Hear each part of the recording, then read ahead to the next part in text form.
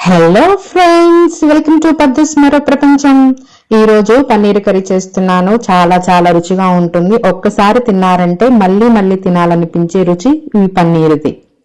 ఈ పన్నీర్ కర్రీ చపాతీలోకి, butter non లోకి, పుల్కాలోకి, రైస్ లోకి అన్నిటిలోకి చక్కగా సూట్ అవుతుంది. ఈ పన్నీర్ కర్రీని చేయడం కూడా చాలా సులభం అండి.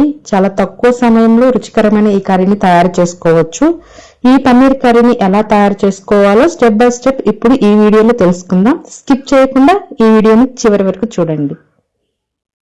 కావలసిన పదార్థాలు: పన్నీరు, టమాటో ముక్కలు, ఉల్లిపాయ ముక్కలు, కారం, పసుపు, రుచికి తగినంత ఉప్పు, బిర్యానీ ఆకులు, దాల్చిన చెక్క, యాలకులు, లవంగాలు, పచ్చిమిరపకాయలు, ధనియాల పొడి, గరం మసాలా పొడి. తయారీ విధానం: ముందుగా పన్నీరుని తీసుకుని మనకు కావలసిన సైజులో కట్ చేసుకుని పెట్టుకోవాలి. మనకు నచ్చిన షేప్ లో కట్ చేసుకోవచ్చు. అన్నిటిని కట్ చేసుకున్న తర్వాత పక్కన పెట్టుకోవాలి. ఇప్పుడు ఒక మిక్సింగ్ బౌల్లోకి కారం, పసుపు, ధనియాల పొడి, ఉప్పు, గరం మసాలా పొడి వేసి బాగా మిక్స్ చేసుకోవాలి. అన్ని కలిసిపోయేలా మిక్స్ చేసుకోవాలి.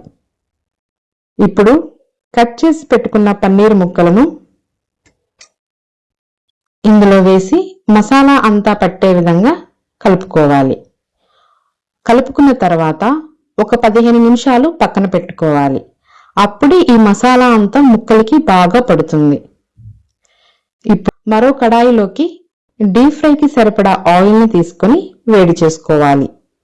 ఆయిల్ వేడయ్యాక మ్యారినేట్ చేసిన ఈ పన్నీరు ముక్కలను ఆయిల్లో వేసి గోల్డెన్ బ్రౌన్ కలర్ వచ్చేంత వరకు బాగా డీప్ ఫ్రై చేసుకోవాలి. ఇక్కడ ఆప్షనలేనండి, లైట్ గా చేసుకోవచ్చు లేదా గోల్డెన్ బ్రౌన్ కలర్ వచ్చే వరకు చేసుకోవచ్చు. కొంతమందికి పన్నీర్ వైట్ గా ఉంటేనే ఇష్టపడతారు. సో మనకి నచ్చిన విధంగా డీప్ ఫ్రై అనేది చేసుకోవచ్చు. ఇలా డీప్ ఫ్రై చేసుకున్న ఈ పన్నీరు ముక్కలను ఇలా తిన్నా కూడా చాలా రుచిగా ఉంటాయి. ఇలా డీప్ ఫ్రై చేసిన ఈ పన్నీరు ముక్కలను ఒక బౌల్లోకి తీసుకుని పక్కన పెట్టుకోవాలి. ఇప్పుడు అదే కడాయిలో కట్ చేసి పెట్టుకున్న ఉల్లిపాయ ముక్కలను, టమాటా ముక్కలను కూడా వేసి మెత్తగా మగ్గించుకోవాలి.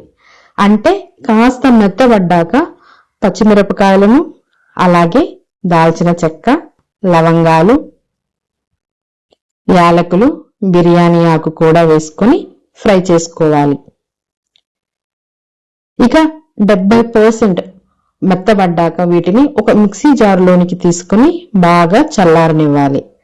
చల్లారిన తర్వాతే మిక్సీ పట్టుకోవాలి.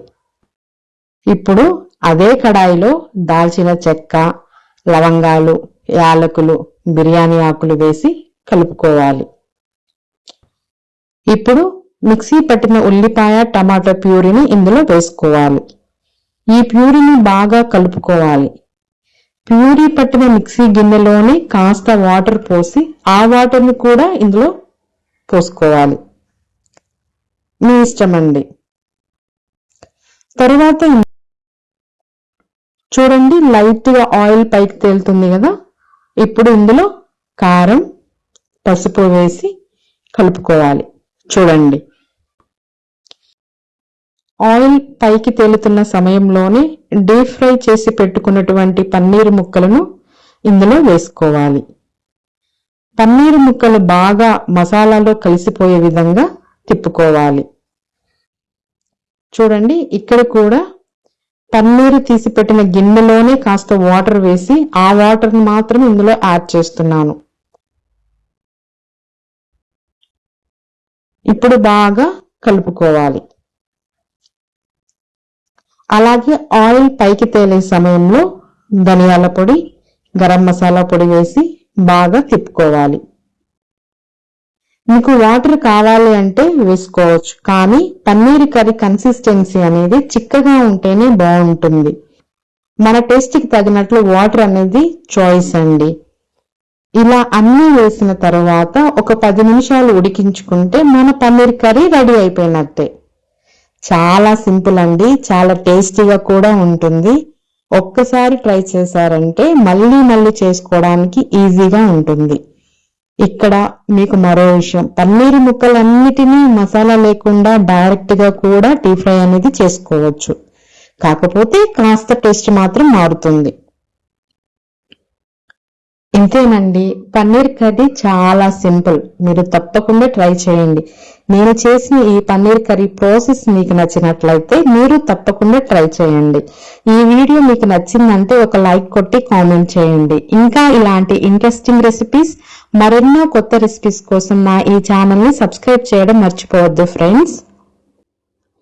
సబ్స్క్రైబ్ చేసిన వెంటనే పక్కనే ఉన్న బెల్ ఐకాన్ ని కూడా ప్రెస్ చేయండి.